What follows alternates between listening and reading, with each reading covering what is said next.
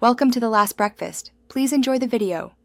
You start by confirming your Windows 10 build and that you're signed in with an administrator account. This matters because many fixes need elevated rights. Once done, open Settings and the Taskbar Settings pane, then launch Task Manager. Make sure to create a restore point or plug in a USB drive to back up critical files. This protects you if a change causes problems. You'll be acting on system services and registry entries, so preparation keeps rollback simple and safe. You'll next restart the UI processes. In Task Manager, end and restart Windows Explorer, then find Cortana or Search UI and restart it. This often restores the icon immediately. Next, open Services. MSC and confirm Windows Search is running, set to automatic, delayed start, so it launches reliably after boot.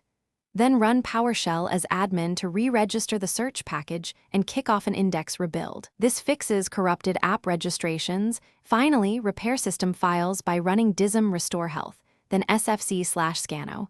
You want to fix corrupted system components that prevent the search bar from loading.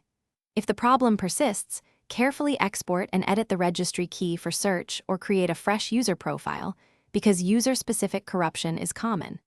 Make sure to reboot after each major change. If none of that works, perform a system restore or an in-place repair install. And here's a key tip. Keep a restore point before registry edits so you can undo changes safely.